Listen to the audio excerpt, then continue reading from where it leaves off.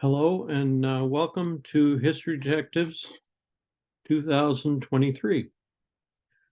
This program today is sponsored by the Grand Rapids Public Library and the Grand Rapids Historical Commission. So today we will be talking about automobiles in 1913 in Grand Rapids, Michigan.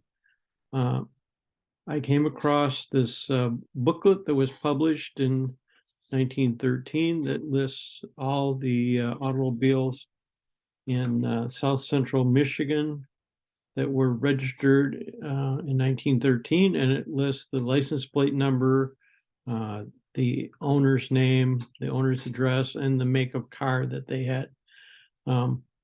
This allowed us to have a little excursion through the automobile owners of 1913.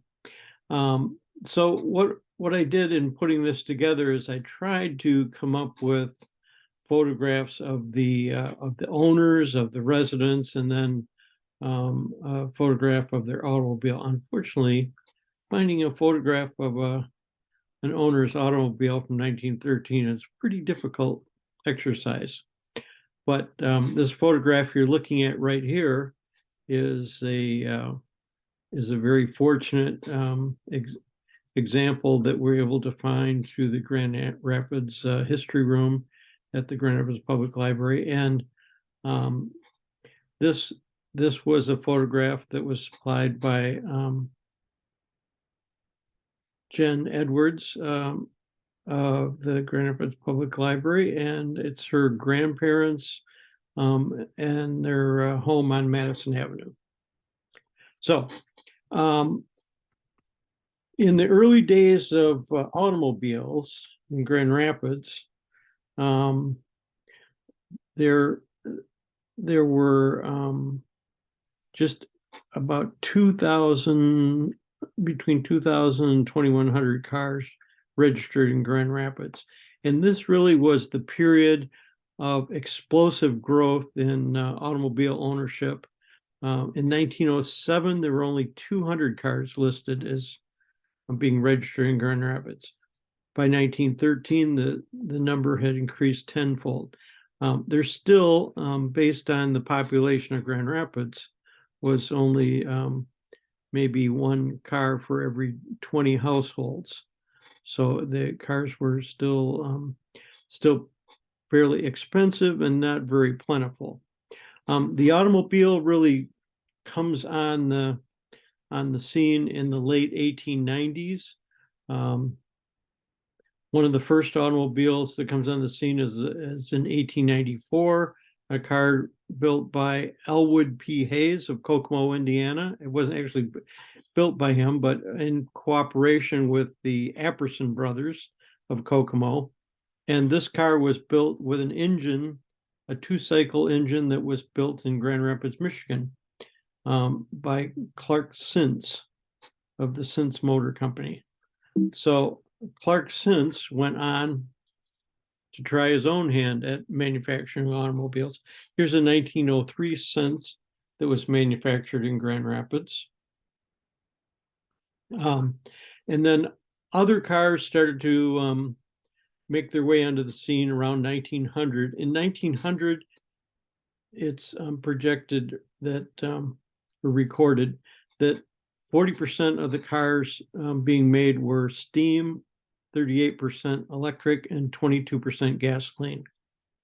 So an unusual mix that I was surprised by the number of steam and electric cars and how few gasoline cars there were at the time.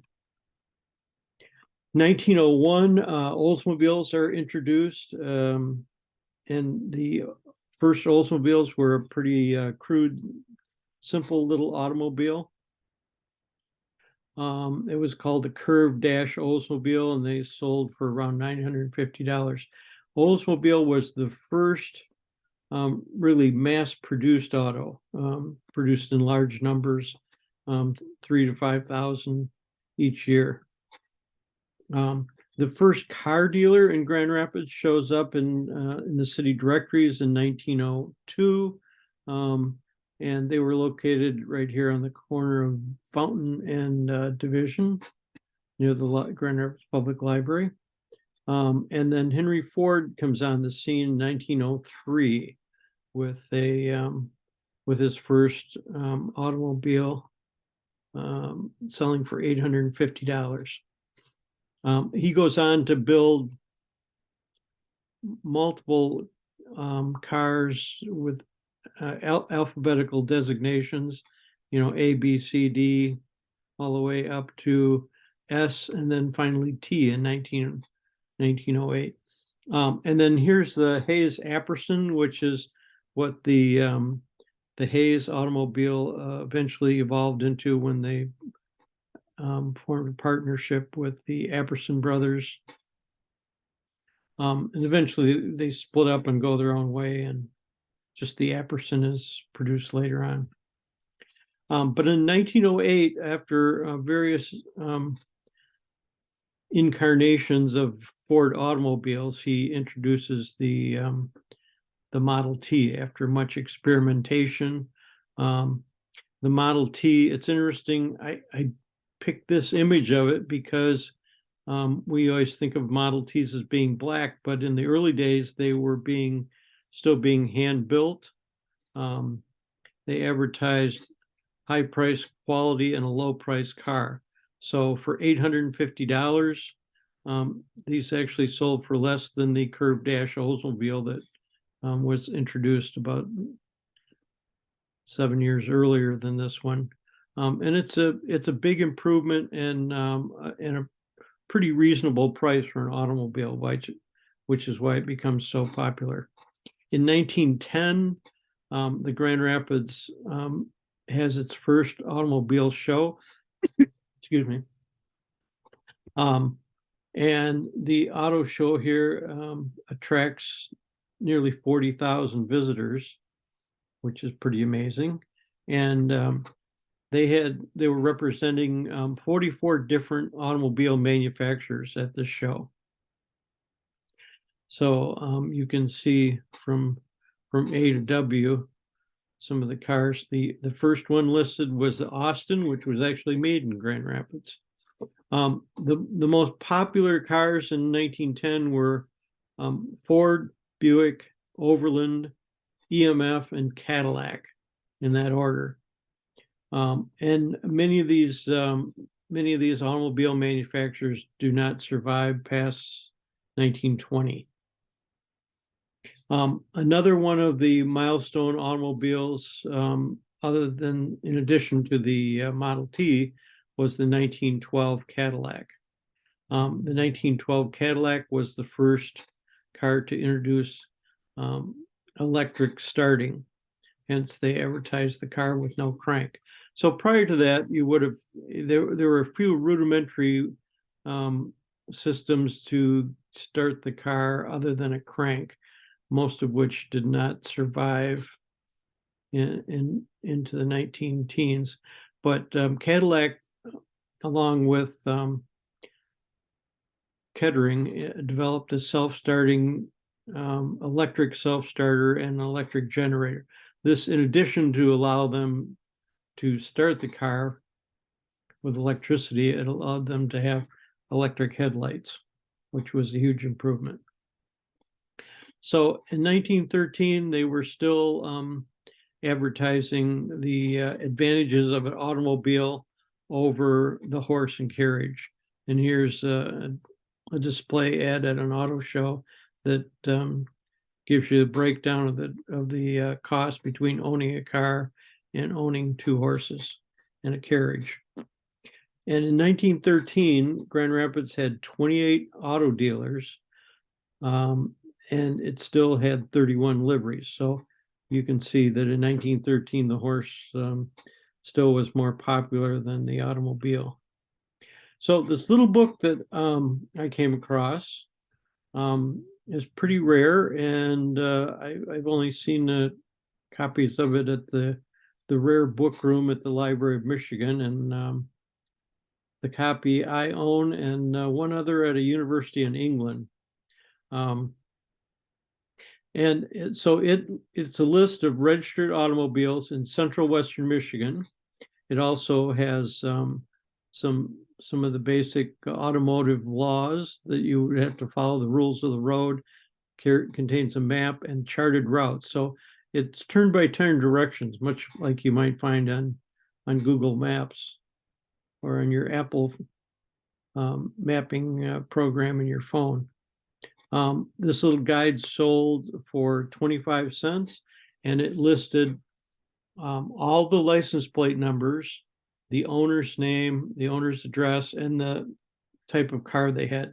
So it allowed us to go through and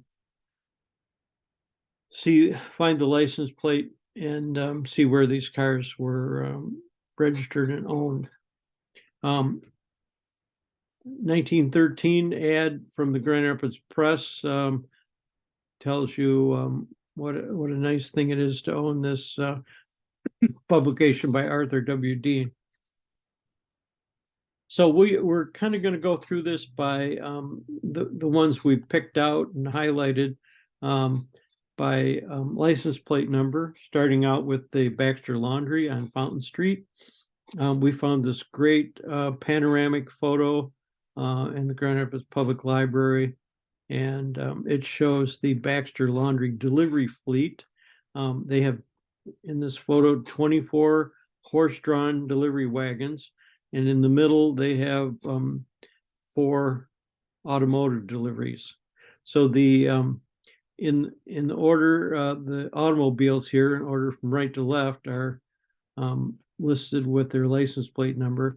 I blew this up enough to actually confirm the license plate number. So we were able to date this photo by the fact that the license numbers matched up to our 1913 registrations. This one below is not 1913, but it is a nice picture of the what I believe is the number 76 license plate here in an earlier year. It was a Ford Model T delivery wagon. Then we find Louis de la Martre, who was the president of the Grand Rapids Railway Company. Interesting. You thought he would just take the streetcar and not have to worry about an automobile, but he owned a Rambler. It's listed in the book as a Jeffrey, which was the actual manufacturer's name. Jeffrey was manufactured originally in Chicago, then they moved in 1904 to Kenosha, Wisconsin, and at the time it was the largest automotive factory in the United States.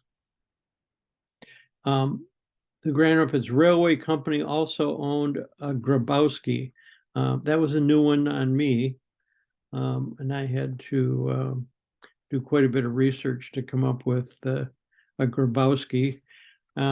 Grabowski eventually is purchased by Billy Duran, who is the guy who put together General Motors Corporation by buying up various manufacturers, including Buick and Cadillac. And Grabowski was one of the companies he acquired, and this became the basis of what is GMC trucks today. Louis Withey was the president of the Michigan Trust Company, and Louis Withey had 3 cars. Louis Withey owned a Pierce Arrow, a Cadillac, and a Baker Electric. Pierce Arrows were one of the premium automotive brands that people owned. They ranged from $5,000 to $7,200. Cadillacs, even though they were a luxury car, were quite a bit less expensive than some of the other high-end luxury cars. And they ranged from $1,600 to $3,000. And he also owned a Baker Electric. The Baker Electric was in the $2,000 to $3,500 range, depending on the model you purchased. So interestingly enough, I was surprised that the electric cars I found 16 different electric manufacturers represented in the over 2,000 cars listed in 1913 in Grand Rapids. And they were fairly expensive, surprisingly enough. Stuart Foote was the president of the Imperial Furniture Company, lived on Orchard Hill, and he had an EMF. EMF was the Everett, Metzger, and Flanders Company. They were out of Detroit. They started building cars, but they didn't have a dealer network, so they hooked up with Studebakers to sell their cars through Studebaker. Studebaker had just electric cars of their own at that point, and they wanted to get into the gasoline car business. And so they started selling EMFs. EMF didn't do a good job of standing behind their cars, and the Model 30 had a lot of mechanical problems.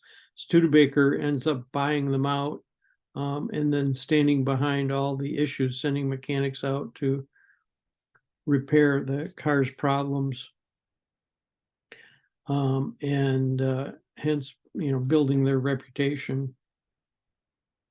And eventually they buy EMF out, and the cars from then on becomes Studebaker. Emily Clark, a wealthy widow, lived at 1033 Lake Drive. I wondered how she ended up in this house, because I always thought this was the Wurzburg house, but she had a connection to the Wurzburg family. Her daughter was married into the Wurzburg family, so that's probably how she ended up at that address. And she also owned a Jeffrey. Probably, I'm thinking she had a chauffeur, because Jeffrey was kind of a big car, and the Ramblers, they were fairly big, $2,500 for a car like you're looking at right here, even though they made some smaller ones. I suspect that's probably what she had, and she would have had a chauffeur. Orrin Starr was the owner of the Midtown Theater, and also managed the Ramona Theater, and he lived at 1225 Lake Drive. Owned a Hudson, a medium price car in the $1,250 to $1,350 range. And the Hudson Company out of Detroit was founded, and one of the major financiers was J.L. Hudson from the department store fame, hence the giving his name to the company. Anna Bissell owned the Bissell Carpet Sweeper Company on Canal Street and down on the river. And Anna Bissell owned 2 cars. She had 2 Peerless automobiles. I picked this particular limousine model because I know that Anna Bissell had a chauffeur. List in the World War I listing of inventory of women in Grand Rapids. She volunteered that she would be able to loan her auto and her chauffeur to assist in the war effort. So we know she had a chauffeur. William Herpelsheimer, whose store at the time was on Monroe and Ottawa, and the building that eventually becomes Wurzburg's after he builds a new store and moves off to the east a little bit.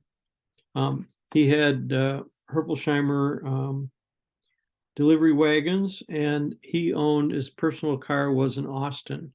The Austin, built on Division Avenue in Grand Rapids, founded by Walter Austin, was in business from about 1903 to 1919, roughly, and built very expensive, sophisticated automobiles in low production numbers.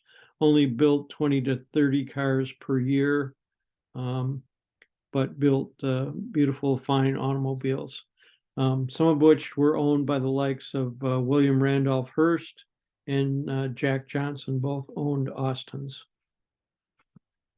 Thomas Friant lived at 603 Cherry Street. He was a lumberman, and he owned two automobiles, a Pope, also known as a Pope Hartford, and a Cadillac.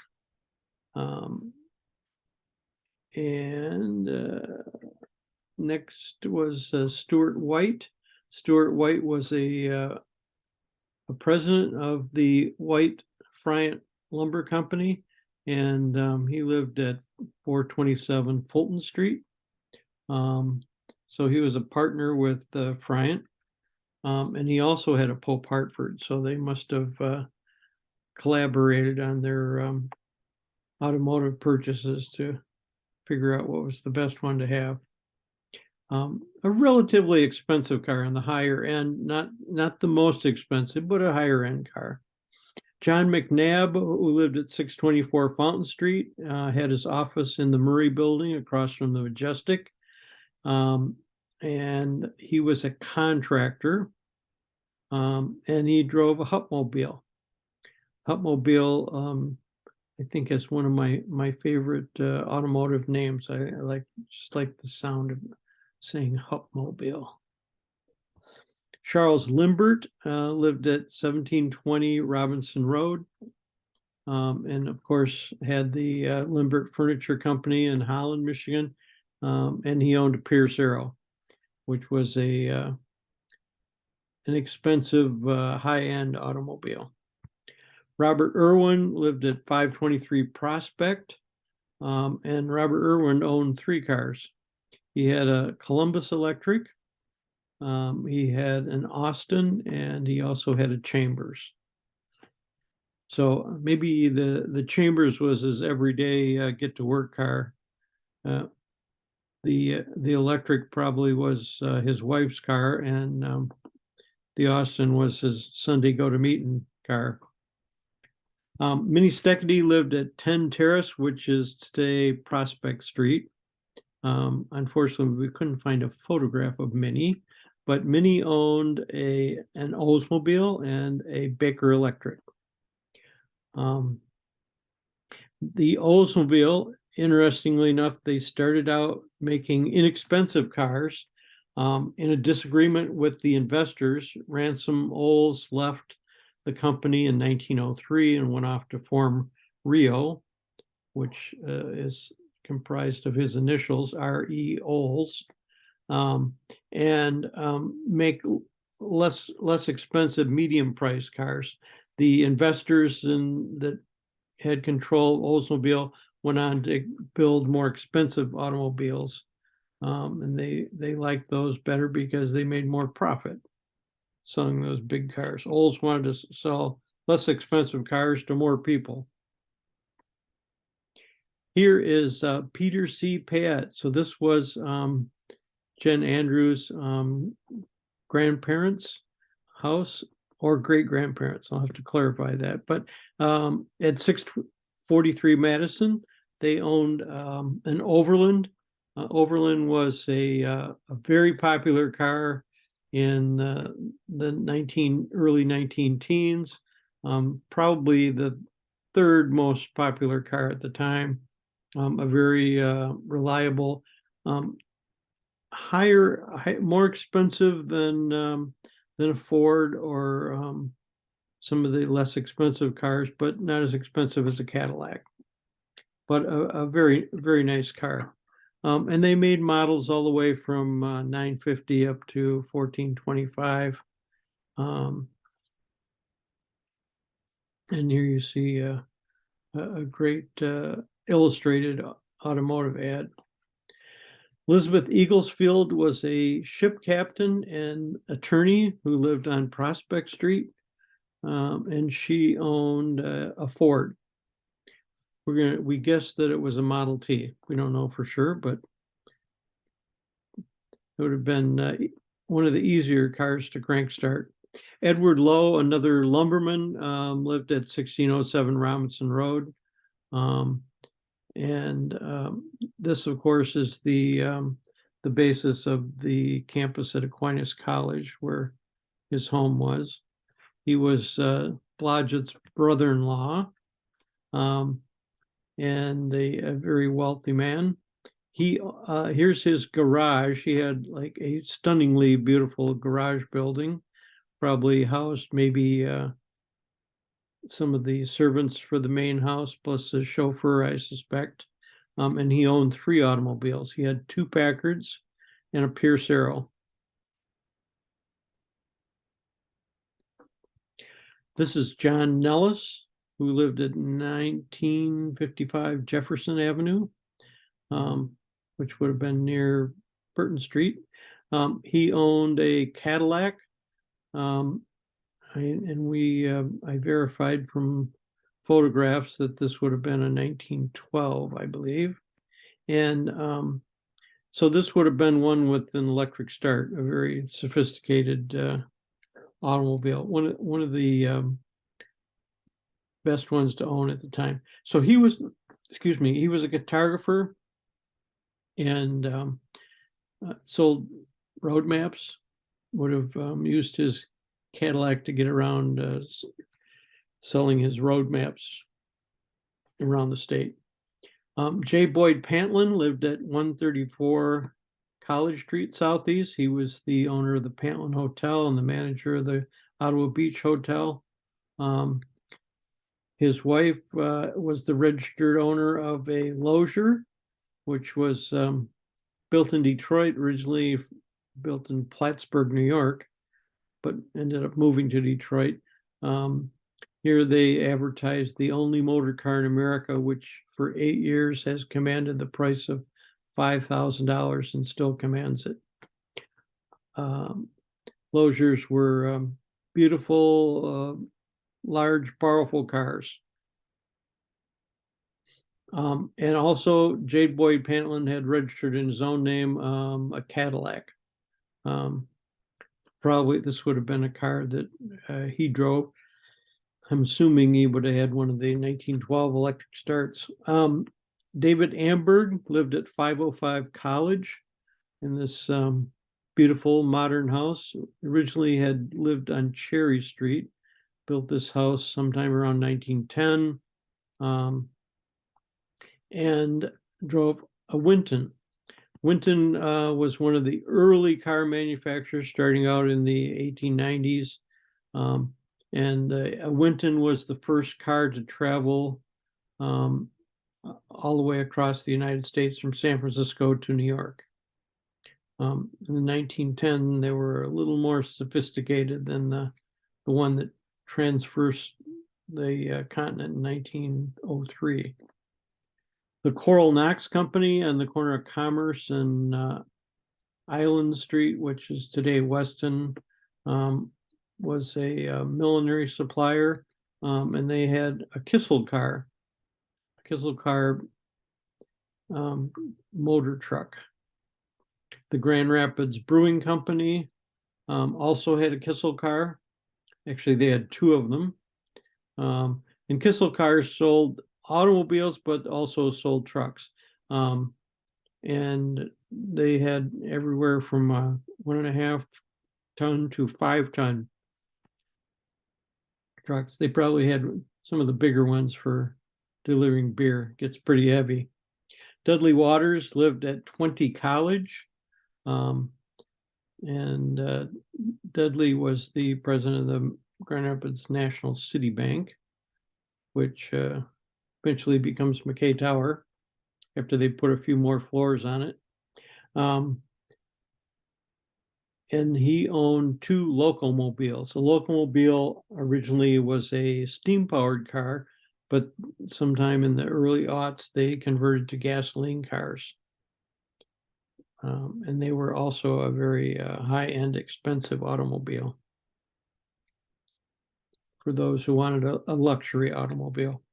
Henry Idema, who was involved in Steelcase, lived at 103 College, and he had 3 automobiles, 2 Peerless automobiles and a Franklin. The Franklin was more of a medium price, little lower price than the Peerless, although they built some high-end models also. Not by any means an economy car, but Franklins were air-cooled, which was separated them from the pack a little bit as a different car. Sidney Osgood, local architect, designer of the Masonic building on Fulton Street. And he drove a Warren Detroit. And the Warren Detroit was in the $1,000 to $1,250 range. Harry Whitcomb lived at 140 College Northeast, and was the president of the Whitcomb Furniture Company. Owned two cars. He had a Page Detroit and a Jeffrey. So we saw Jeffrey as listed as a manufacturer early. Usually sold Ramblers, but there was a very short period where they actually marketed their cars as a Jeffrey. Shortly after Thomas Jeffrey died, his son decided that they would name the car after their father, but that didn't last very long. They went back to using Rambler because people knew that name. The City Rescue Mission had a Grand Rapids Motor Truck Company vehicle that was looked like an open bus configuration. James Brewer was a publisher, if I remember right. No, vice president of the Grand Rapids Trust Company. Brewer lived at 38 Gay Street and had 3 automobiles. He had a Detroit Electric, Pierce Arrow, and a Cadillac. Robert Sly lived at 31 Prospect, president of the Sly Furniture Company.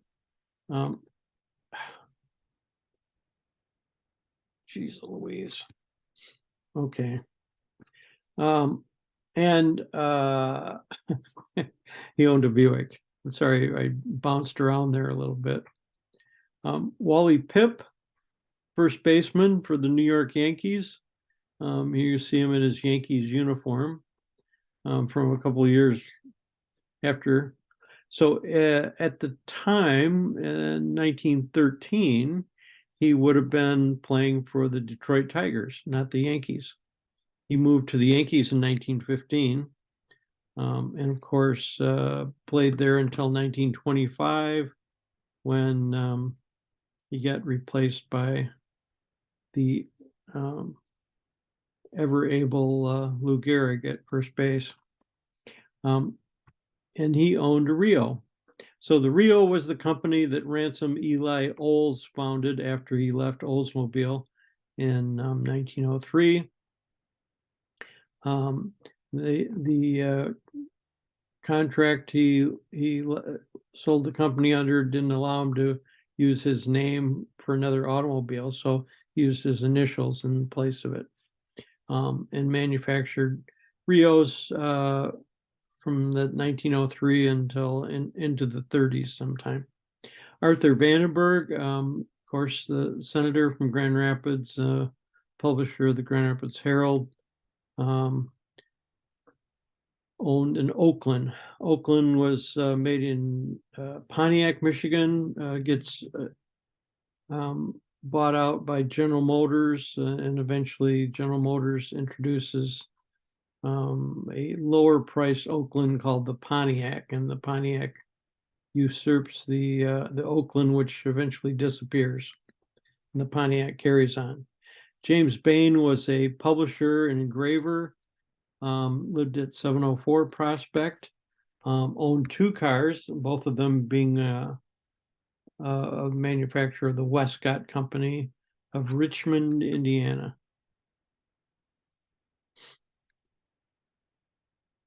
Two of the sons of the owner of the York Instrument Company.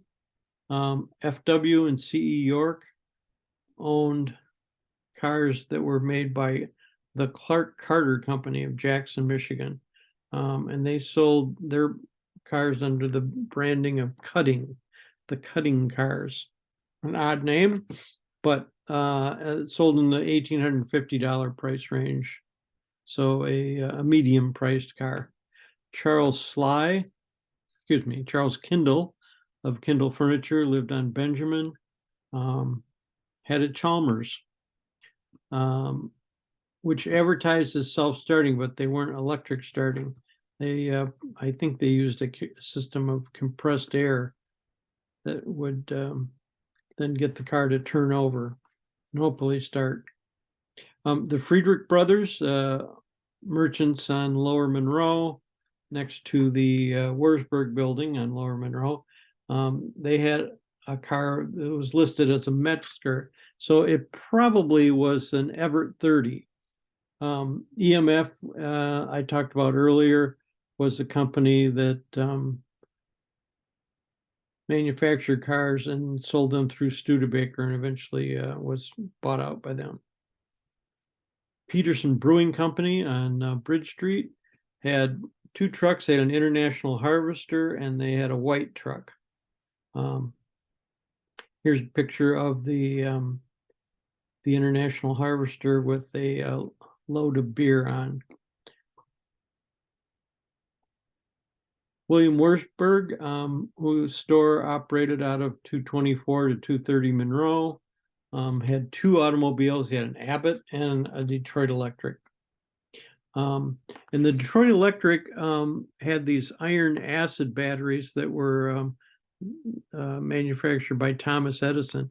So you could buy their cars with the standard lead acid battery, or you could upgrade and get the Edison battery, which gave you a longer range and were guaranteed for a little longer.